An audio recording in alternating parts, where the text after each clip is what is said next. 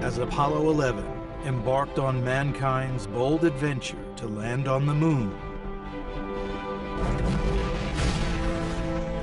The world's hopes and dreams hung on the actions of its three-man crew, especially Commander Neil Armstrong.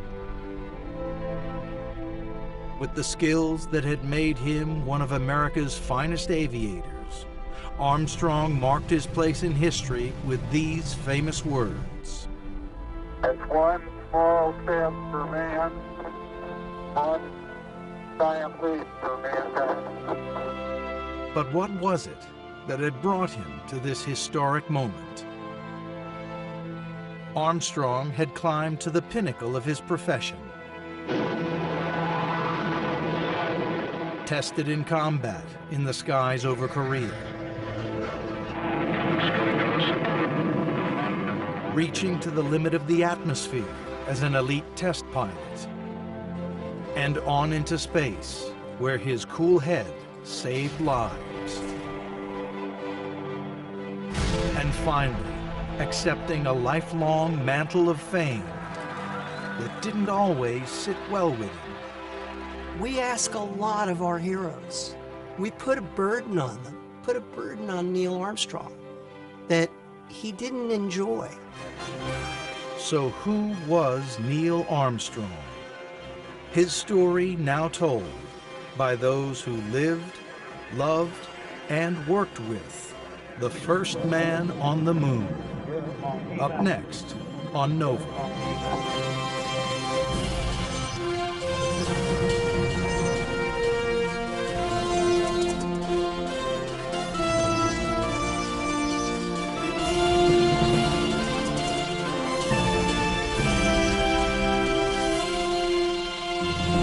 Major funding for NOVA is provided by the following.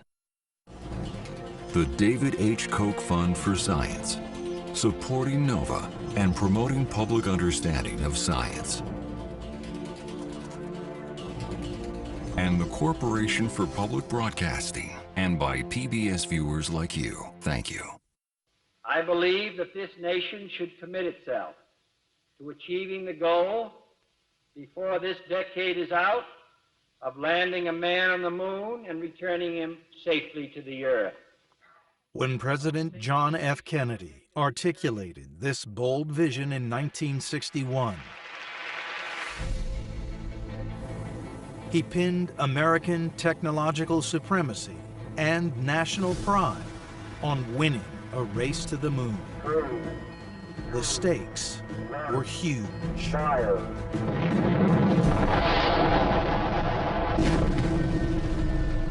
It staggers the imagination, frankly, and there were plenty of people, even within NASA, who thought that Kennedy had lost his sanity. Incredibly, just 8 years later, 3 men were poised to achieve the president's goal. In command was Neil Armstrong.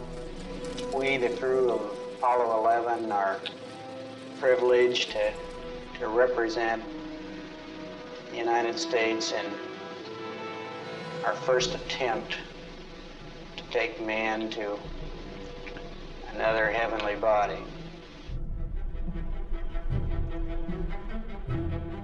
At 38 years old, Armstrong was at the pinnacle of an impressive flying career.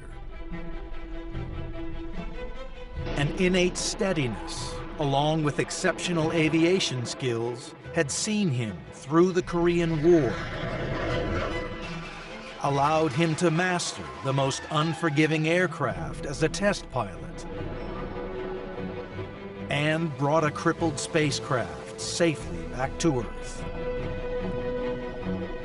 Now, his ability as a pilot would be put to the ultimate test, attempting a landing on the moon. As the world held its breath, and with only seconds of fuel remaining, Neil Armstrong guided his fragile craft towards the surface of an alien world.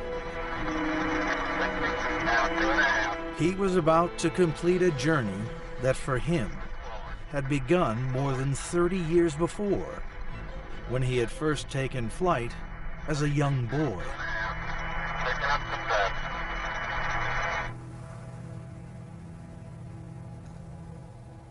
Born here in Wapakoneta, Ohio, on August 5, 1930, Neil Armstrong's love affair with flying began early, as his childhood friend recalls.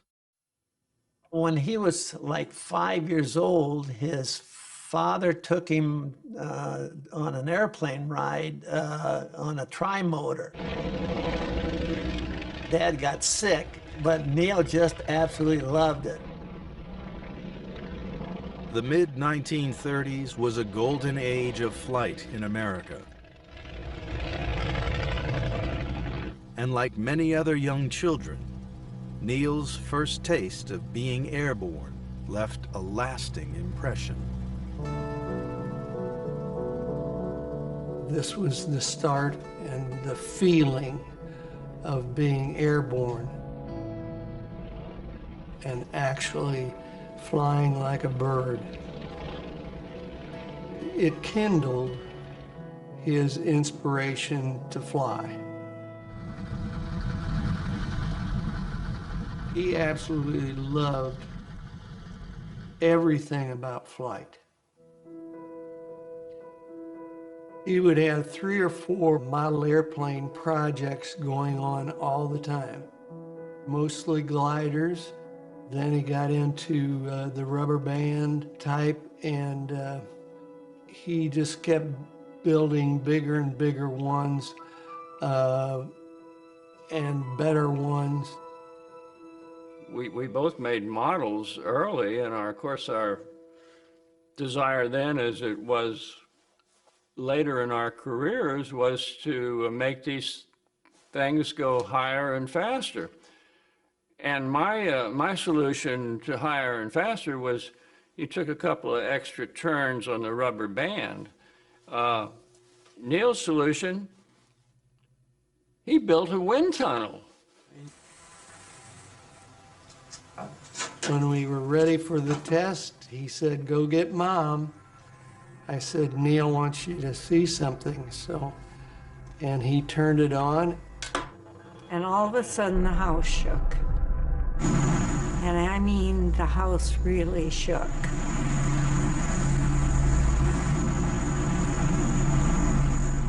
How many kids could build a wind tunnel in their basement? Not any that I know, except Neil.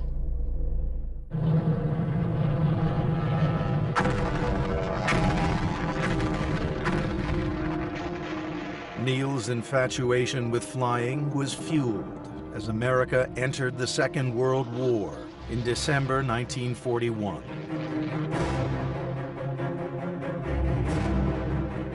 He devoured the daring exploits of Allied pilots portrayed in popular wartime magazines. They inspired him, and at just 15 years old, he learned to fly. He had his pilot's license before he had his driver's license. During the war, developments in aviation were moving fast. After 1945, propeller planes were starting to be replaced by aircraft powered by jet and rocket engines.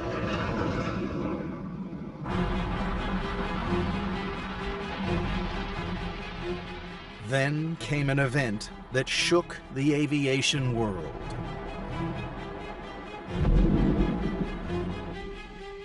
Chuck Yeager breaking the speed of sound in his Bell X-1 rocket plane in 1947 coincided with an ominous turn in East-West relations. And the implications for Armstrong would prove profound. Eager to pursue a career in aeronautical engineering, Armstrong won a Navy scholarship to study the subject and enrolled at Purdue University. But his studies were soon interrupted as the Cold War began to heat up.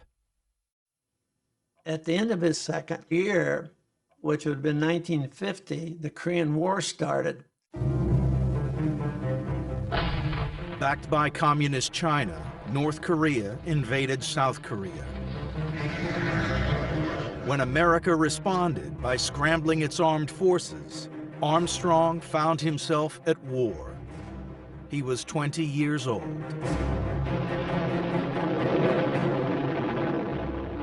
He joined Naval Fighter Squadron VF-51 on the aircraft carrier USS Essex. There was a lot to learn, and fast, as he recalls in this audio interview. We had to become carrier qualified in the jet aircraft, doing a lot of practice with weapons delivery, instrument flying, and so on. I was very young, very green. But Armstrong quickly mastered carrier flying, one of aviation's most challenging jobs, and was soon showing his skill in combat. One of his jobs was to dive bomb and blow up bridges and railroads.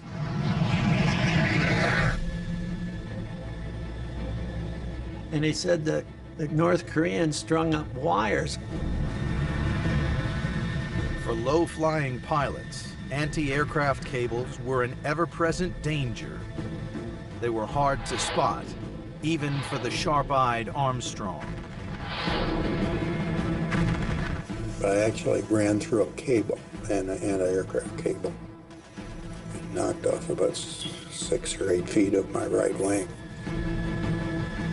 Battling to keep control, Armstrong needed to think fast and react quickly. As long as he could keep a certain speed, he could stay up, but as soon as it slowed down, the plane would drop. And so he knew that he could not land on the aircraft carrier. He'd have to bail out. This close shave revealed Armstrong's uncanny ability to always remain calm under pressure. He never showed any fear or anything involving his close calls. He really loved what he was doing. It was a very meaningful time for him. The Korean War sharpened the skills of many young pilots, including Armstrong. He'd flown 78 missions by the age of 22. He returned to Purdue in 1952, where he received his degree and found a wife. Well, I met him at Purdue. He told someone that I was the one he was going to marry, but he never asked me out until he had graduated. We were married in January 1956, and after that, in May, we went up to the desert. Here at Edwards Air Force Base in California, Armstrong would become a test pilot.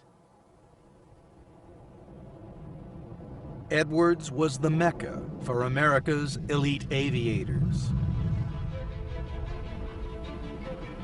But the work wasn't for the faint-hearted.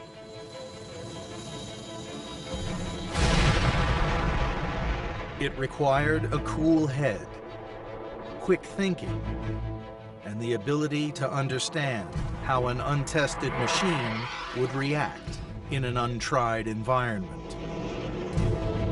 Honing these skills would make test pilots top contenders for future space missions. And Armstrong was no exception.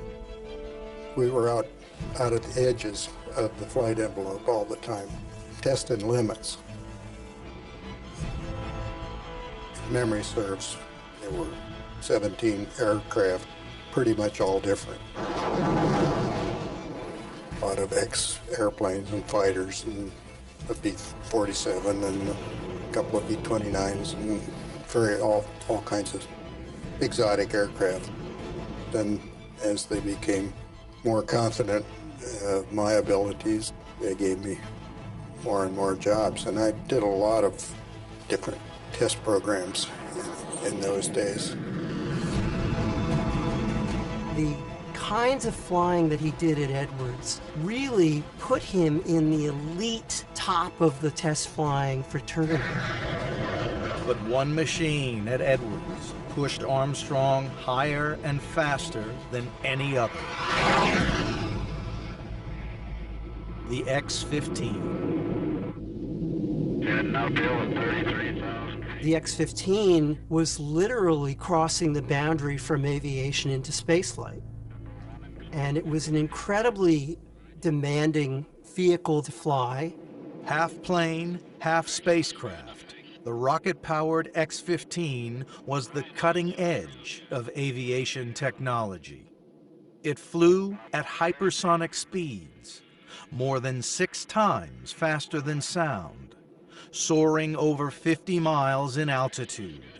It still holds the record of the fastest plane ever flown. Well, the X-15 was absolutely the top of the line. It was a whole supersonic zone above the rest of us, and therefore all the people who flew the X-15 were held in the highest regard by the rest of us peasants. And Neil, of course, was one of that group. That was a very exciting program. Challenging goals. I think it was certainly one of the memorable parts of my life. One flight almost got the better of it.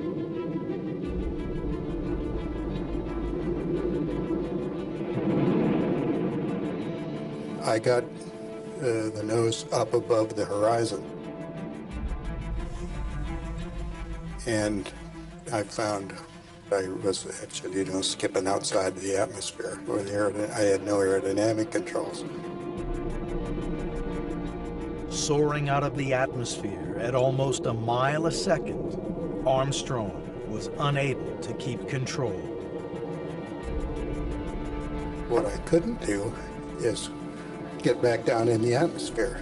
I pulled over and pulled down, but it wasn't going down because there was no air to bite into. So I just had to wait until I got back in with enough air to have aerodynamic control and some lift on the wings, and immediately started making a turn back. He's the essence of the engineering test pilot, and what that carries with it is an intensity of focus like you can't imagine.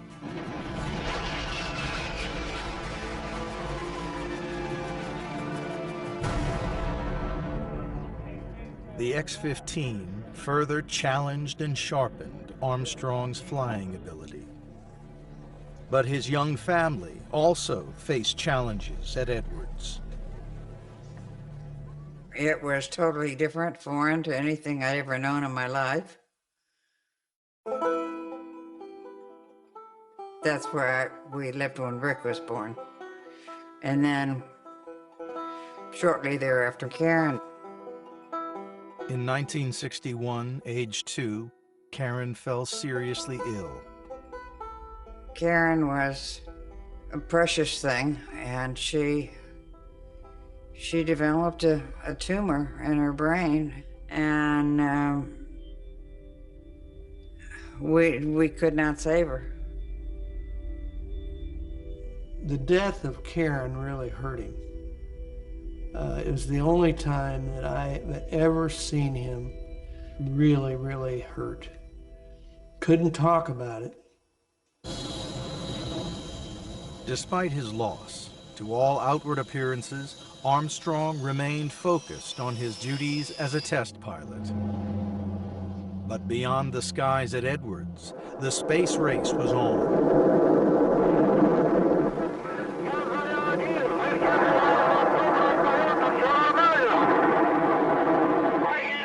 Opening up an entirely new set of opportunities.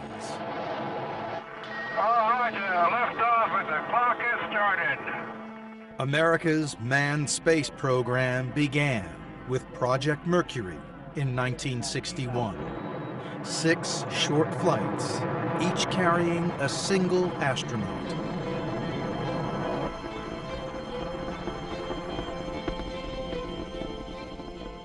But to meet President Kennedy's challenge of landing a man on the moon by the end of the decade, NASA would require more astronauts. When NASA was looking, Neil Armstrong was at the top of their list because he'd had all of that flight test experience at Edwards, and that just made him incredibly attractive to the astronaut selection group. Curiously, the Milwaukee Journal gave me a call, and they said, "I understand your brother is one of the newest astronauts."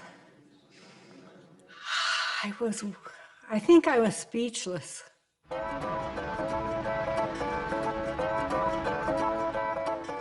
Along with Janet, Rick, and a new son, Mark, Neil began a new life in Houston, the home of America's manned space program. It was a nice house. It had we had a pool. Because it was Houston, because it was often very hot, there was a lot of swimming. The neighborhood was buzzing with trainee astronauts. There was this guy in the backyard in front of the garage where there's a lot of cement. And here's this guy roller skating. I said, "Who's that?" And they said, "Oh, that's Neil Armstrong."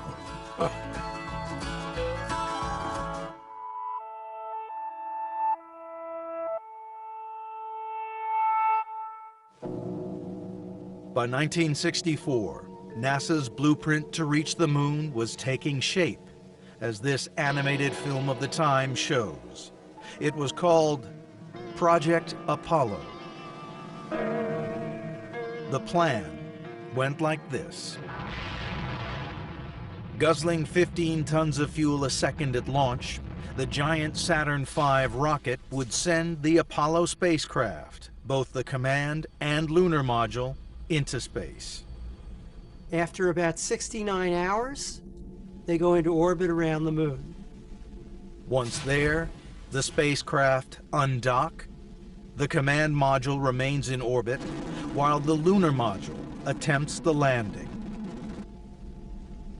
After exploring the surface, the 2 astronauts rejoin their companion in lunar orbit. Finally, they leave lunar orbit and make the trip back to Earth, and the mission ends with the command module re-entering the Earth's atmosphere and splashing down in the Pacific. It looked great on paper, but could it work? Finding out was the task of Project Gemini.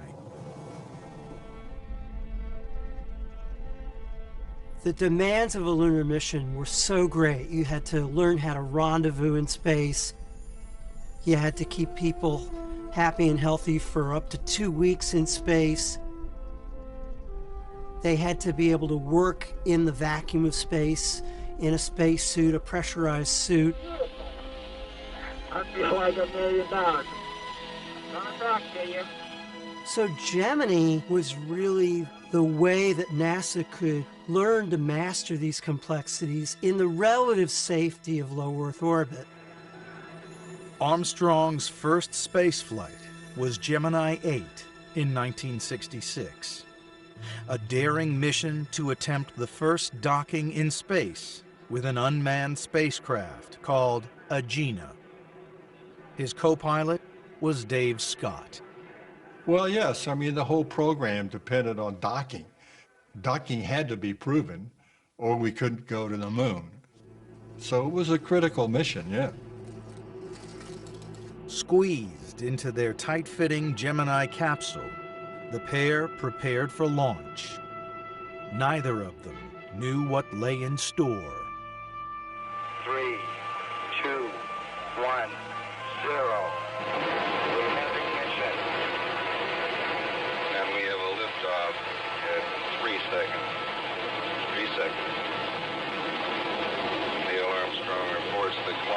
started. Roll program is in, Armstrong says. Well, in our homes during flight, we had air-to-ground communications. We called them the squawk box because it squawked all the time. When they talked air-to-ground, you could update yourself. They started out just great. Okay, we've got a visual on the Agena at 76 miles. Roger, understand. Visual, Gina, 76 miles. Their docking target, the Agena rocket, had been launched earlier that day. Man, that's great. Man, it is really slick. As Armstrong and Scott passed into the night side of the Earth, they prepared for docking. Okay, Jiminy 8, you're looking good on the ground. Go ahead and Neil eased it forward, and we moved right in. Precisely on that. But within half an hour, Scott realized there was something wrong. You're supposed to fly straight and level like an airplane, but all of a sudden I noticed that we were tilted. They didn't know it, but a small maneuvering thruster on their Gemini spacecraft had become stuck and was firing. We first suspected that the Agena was the culprit. We were on the dark side of the Earth, so we really didn't have any outside reference. Out of contact with the ground, the astronauts struggled to regain control. So I said, Neil, we better get off. He said, yeah, we better get off. Let's prepare to undock. And then he says, ready, and I put my hand on the switch. Neil says, undock.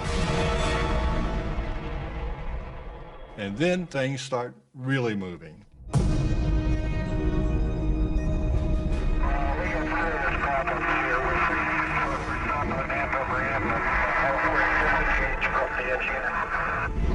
Then we go into a very rapid roll, which was almost a tumble.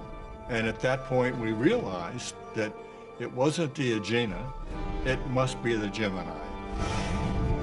They were spinning at maybe a revolution per second. At home, a photographer from Life magazine captured Janet as she listened to the unfolding drama.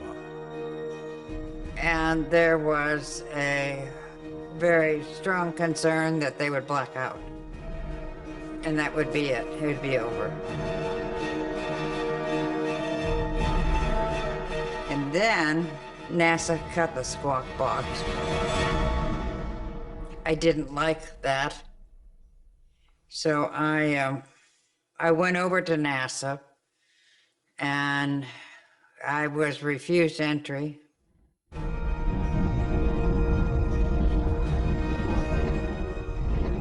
Back in orbit, Armstrong kept his cool, figuring out his only remaining option: disengage all the maneuvering thrusters, including the one that was stuck, and use the re-entry thrusters to counteract the tumbling and regain control of the spacecraft. He had to reach up above his head and throw switches under this high-speed roll.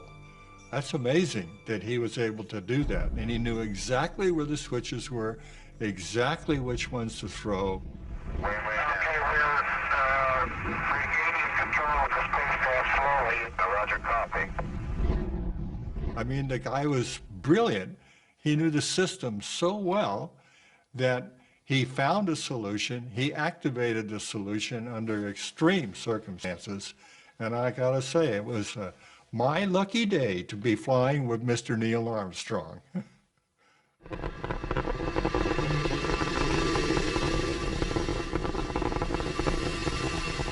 Activating the re-entry thrusters meant aborting the mission.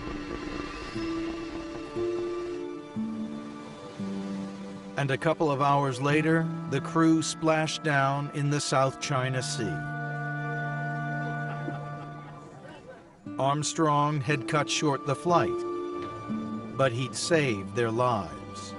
He landed and came home. You know, he's telling me about the flight. We knew that they could have lost their life. And you knew that anyway, so there's no point in talking about it. They either do or you don't. It's the way it is, you know? That was sort of NASA's baptism of fire, because it was the first time that astronauts had really come close to losing their lives on a space flight.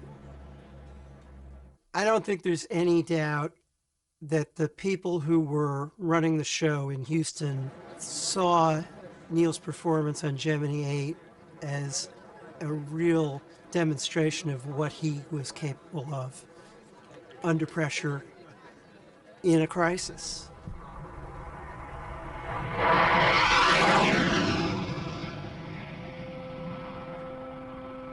The full risks of the space program hit home less than a year later, in January 1967, when the Apollo 1 spacecraft caught fire on the pad, killing its three-man crew, Gus Grissom, Ed White, and Roger Chaffee.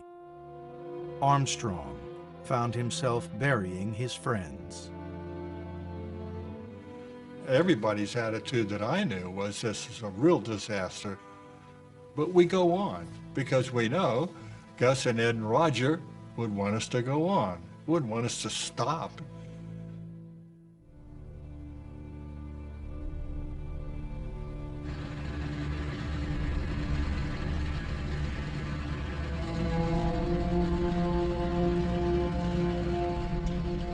Overhauling Apollo took almost 2 years. Eager to make up for lost time, NASA launched Apollos 7, 8, 9, and 10 in quick succession. They were designed to rigorously test every aspect of Apollo in Earth and lunar orbit.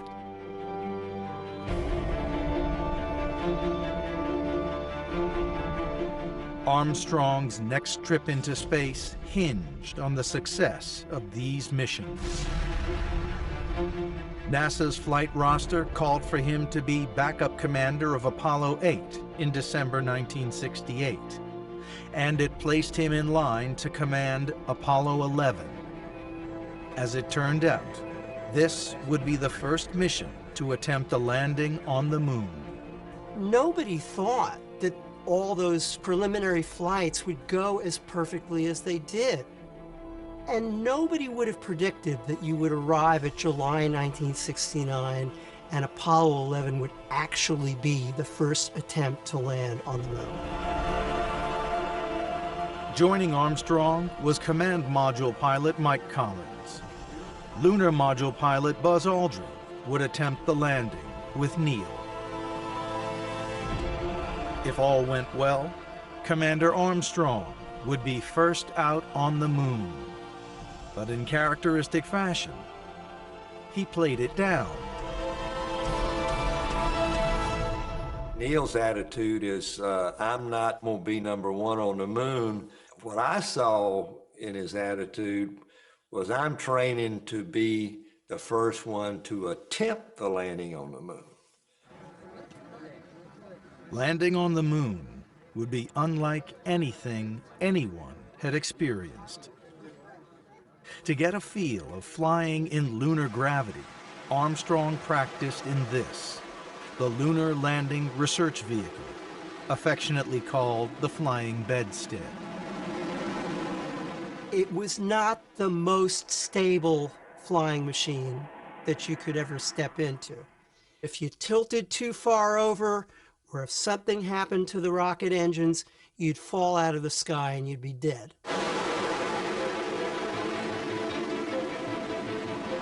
It was difficult to fly, but on the other hand, I think we all felt that absolutely mandatory to be able to fly that type vehicle before you go to the moon. On one of Armstrong's flights, a failure of the fuel system meant he lost control. He was lucky to escape with his life.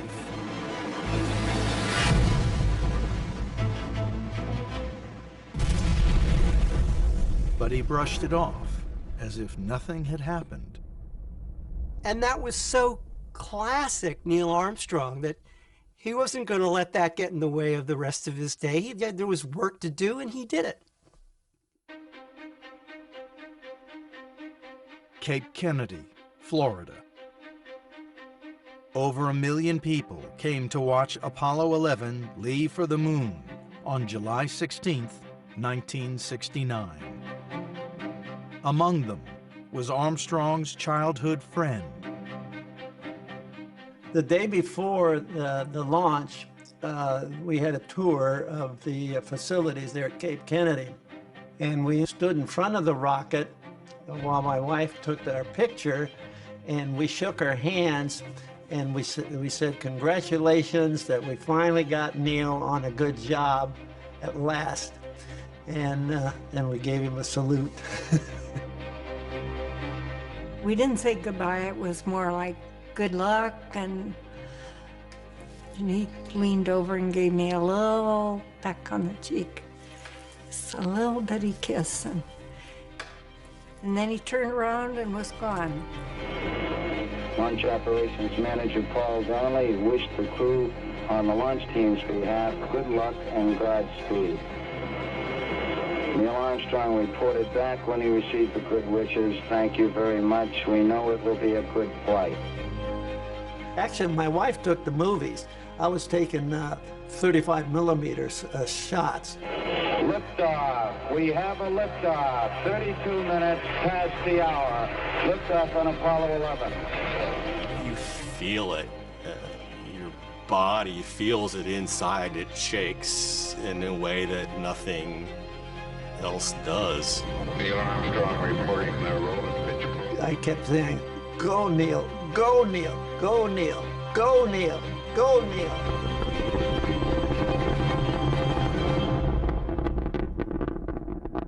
Four days later, Armstrong, Collins, and Aldrin would arrive at the moon.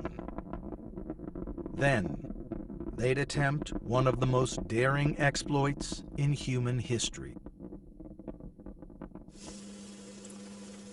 We're certainly aware that the nation's hopes largely rested on us doing the very best job we could.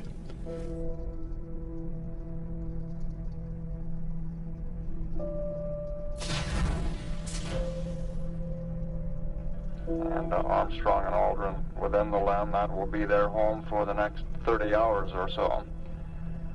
As they descended towards the surface in the lunar module, the Eagle, the world held its breath, as did Mike Collins orbiting above in Columbia, the command module. I figured that our chances of 100% success were about 50-50. There were just so many things that could go wrong. Collins was soon proved right. We lost data with Eagle. As they went around the moon, the bottom fell out. We started having communication problems, had data drop out. Eagle Columbia. I'm reading you loud and scratchy. Neil's not coming through too well in his box. Then, Eagle's computer began to raise a series of alarms. With so many computations to make, it had become overloaded. The danger wasn't the big worry, really. It was the complexity. I mean, nobody had ever tried a manned rocket landing before. Give us a reading on the 1202 program alarm. Neither of us knew what 1202 meant. We knew where we could find the answer, but it was in a document about that thick, and you'd have to leaf through it. And here we are halfway down, landing on the moon. But there's a bunch of guys back on Earth. They can look it up. In mission control, the team found an answer in 23 seconds. Ignore the alarm. It's a computer glitch caused by overloading. We're going that flight. We're going that alarm. Roger, we got you. We're going that alarm. Capcom, we're go for landing. Houston, you're go for landing, over. Now, just 3,000 feet above the surface, everything hinged on the skill of one man. Oh, I was in my bedroom. We were tracking it on a map as they pointed out verbally where they were. Low on fuel, Armstrong still needed a safe place to land. It was a fairly steep slope, and it was covered with very big rocks, and it just wasn't a good place to land. The old Neil took over, and he was focused on doing a landing. That was his one opportunity in a lifetime to make a landing on the moon. I wanted to make it as easy for myself as I could. There's a lot of concern about coming close to running out of fuel. 30 seconds. 30 seconds. Only 30 seconds of fuel remained. Everything depended on Armstrong. Contact light. Okay, engine stop. Engine arm off. We've had shutdown. We copy you down, Eagle. I just jumped up and down and screamed and cried and yelled and everything. Tranquility Base here. The Eagle has landed. I was in orbit, of course, when they landed. I gave a little sigh of relief. For Armstrong, this was the culmination of a career that had constantly pushed his flying skills and his nerve to the limit. It's almost as if you were going to design the career of somebody who was going to do the first landing on the moon. I can't imagine how you would put together a better mix of experiences than the ones Neil Armstrong had. With the astronauts safely down, press attention turned to their wives. From Janet, everyone wanted to know what Neil would say when he first stepped outside. Do you have any inkling what he's going to say? He wouldn't tell us when he steps out on the moon. No, I have no idea what he's going to say, but whatever he says, I'm sure it will be worthwhile. You need more flight, bud? No, hold it just a minute. Okay. But Armstrong had given it some thought before, as his brother Dean remembers. Before he went to the Cape, he invited me down to be with him and spend a little time with him. He said, well, why don't you and I, when the boys go to bed, why don't we play a game of Risk? I said, well, I'd enjoy that. We started playing Risk. And then he slipped me a piece of paper and said, read that. And I did. And on that piece of paper, there was, that's one small step for man, one giant leap for mankind. He says, what do you think about that?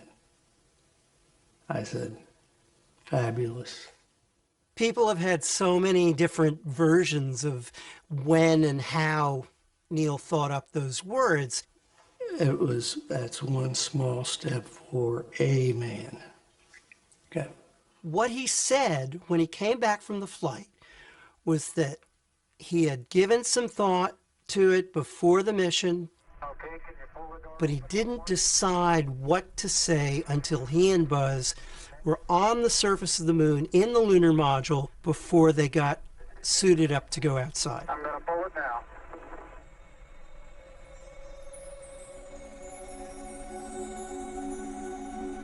And we're getting a picture on the TV. It was somewhat difficult to see. It's I mean, we were watching our sets like this because we weren't quite sure if he was coming down the step.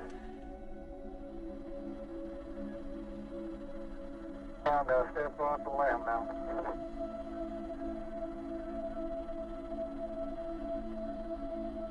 It's one small step for man,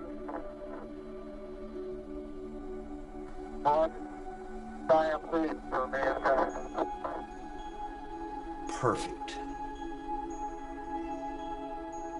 It was pure Neil. I was pretty close to him when he said that. There you go. He was really surprising in how he would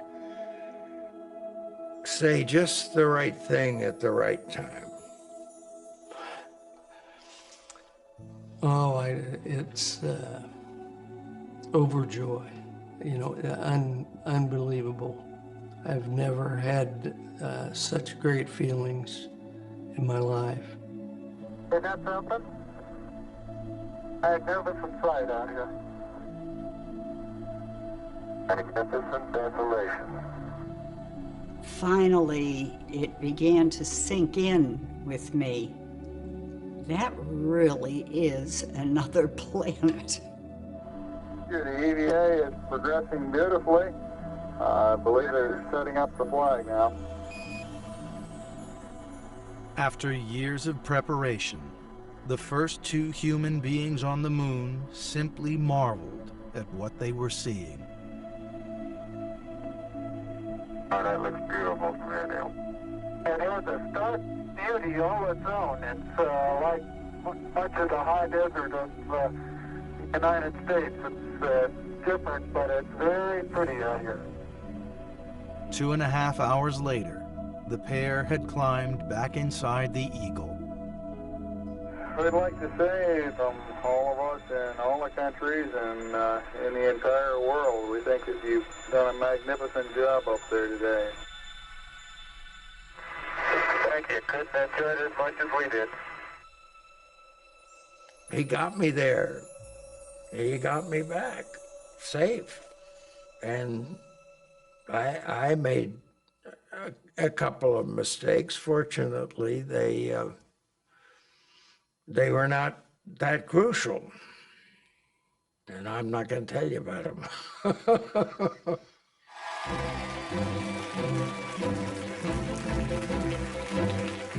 A brief period in quarantine would be the crew's only respite before madness erupted. Armstrong, an aeronautical engineer and test pilot from small-town America, was suddenly a celebrity. We did New York, Chicago, and LA all in one day. There was thousands and thousands of people. And people from windows above and apartments and so on. It was fabulous. It was like nothing I'd ever seen before in my life or ever had done before in my life. The schedule was punishing, with the astronauts placed in the role of international ambassadors. With their wives, they visited 23 countries in just 45 days. Their mission now was to shake hands with the world, and everyone was eager to meet the first man on the moon. We went to each country, and it would be, of course, a huge welcome at the airport, which called for a speech, a huge luncheon or something, which called for a speech, and then there would be the major state dinner, which called for a speech.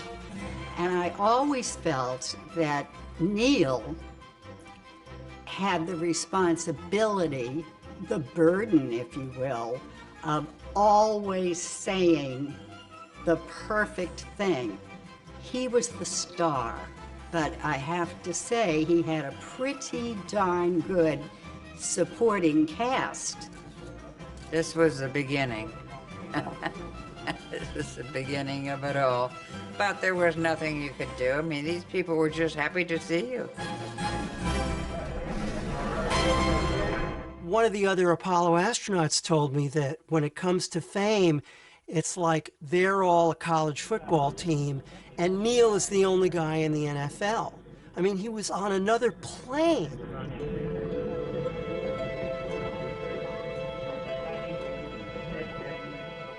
People wanted a piece of him. I either want your autograph or I want my picture taken with you. And I think that it wasn't just anyone, it was everyone. The intense level of intrusion into Armstrong's life would eventually take its toll on him and his family. To be out to dinner and sort of minding your own business, and to have people come in, oh, you know, looking at you going, that's who that is, and coming over and, may I have your autograph, please? You know, after a while, even if they do it in the nicest possible way, which many of them did, still, it just wears you out after a while. And he really didn't know what he wanted to do. Also, that was a problem. Well, what am I going to do now? In 1971, Armstrong resigned from NASA.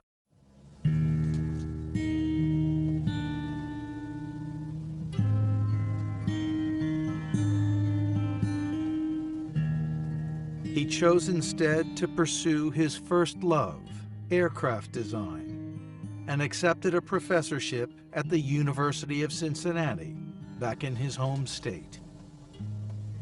Well, we were looking for a place to live, and he wanted to live out in the country.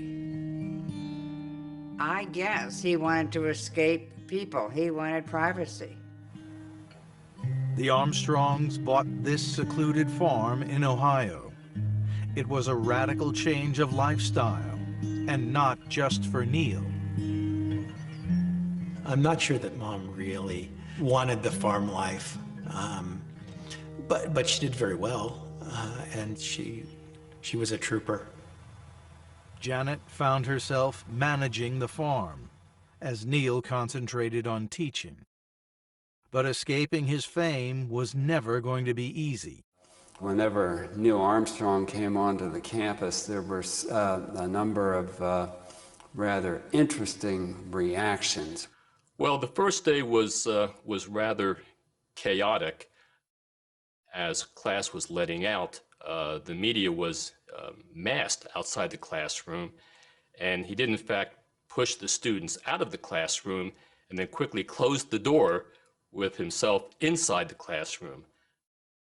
Eventually, behind the closed doors of academia, Armstrong found refuge from the constant public spotlight. I began to think of him as simply Neil, not as Neil Armstrong, first man on the moon. I just thought of him as Neil. But outside the university, the burden of celebrity still sat uncomfortably with him. He was given the credit, and he didn't think he deserved it all. Armstrong eventually opted to ration interview requests, creating the mistaken impression that he was a recluse. He just didn't feel the need to notify the media about what he was doing, you know. So a media recluse maybe, but that's a completely different thing. In 1979, Armstrong left the university, becoming involved as a business spokesman and serving on many corporate and philanthropic boards. He was doing so many different things with his time, but they were the things that he chose to do. And that didn't include living out his life in front of a television camera. Challenger, go at throttle up. Challenger, go at throttle up. And in 1986, he was appointed vice chair of the Rogers Commission, the committee that investigated the tragic events that led to the destruction of the Space Shuttle Challenger. His calendar was double parked all the time. He was a workaholic, and that was just in his DNA. So it was, I think, Dad's strong work ethic and Mom's isolation on the farm that eventually came between them.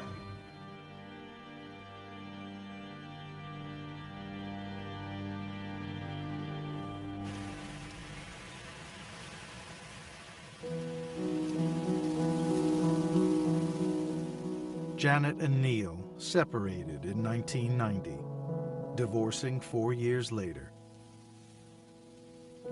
I just think it sort of opened his eyes a little bit and made him aware that he didn't have to work all the time. And that was very good for him. It put him in a great position to meet other people. All the men have certainly, as we say quietly, mellowed so that they're more relaxed, they're more ready to just spend time doing something just for fun. Dr. Neil Armstrong, ladies and gentlemen.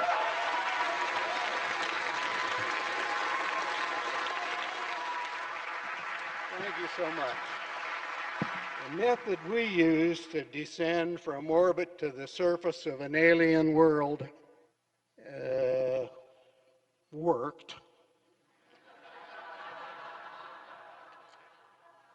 But it would have been far more efficient and far less traumatic if we could just be beamed down.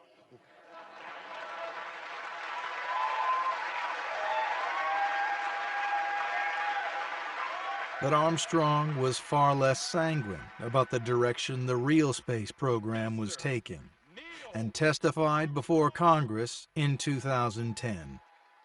If the leadership we have acquired through our investment is simply allowed to fade away, other nations will surely step in where we have faltered. I saw in him and in the other Apollo astronauts a frustration that here we are in the second decade of the 21st century and we're still confined to those first couple of 100 miles above the Earth. And I think it was a source of frustration to him. Armstrong turned 80 in 2010, and to mark the occasion, his second wife, Carol Knight, planned a celebration. I thought we could have a surprise party. It would be a lot of fun. And I had about 250 people on a list.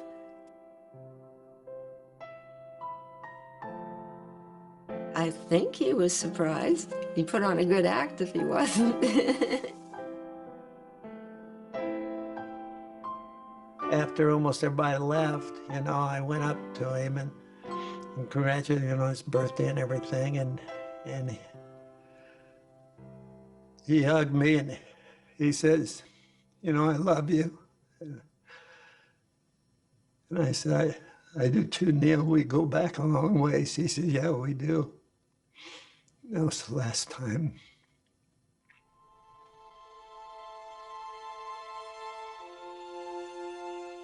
On the 7th of August, 2012, Neil Armstrong was admitted to the hospital for heart surgery. He remained there until his death on August 25th. If there's a legacy, I think he may have left it already. He very much wanted the exploration of space to be an accomplishment that was important for this planet and everyone on it. His inspiration to the generations that will follow is incalculable, I believe. It's overwhelming to think about how much has come from that inspiration. If there was something that he could pass along to, to future generations, I think it would be the conviction to do the right thing. I mean, he went to the moon. He risked his life for the nation, and that would be reason enough to call Neil Armstrong a hero. But for me, the thing that really stands out is how he handled this role that fate gave him of being a world icon. One thing, he was true to himself. He was the man that you saw. That was him.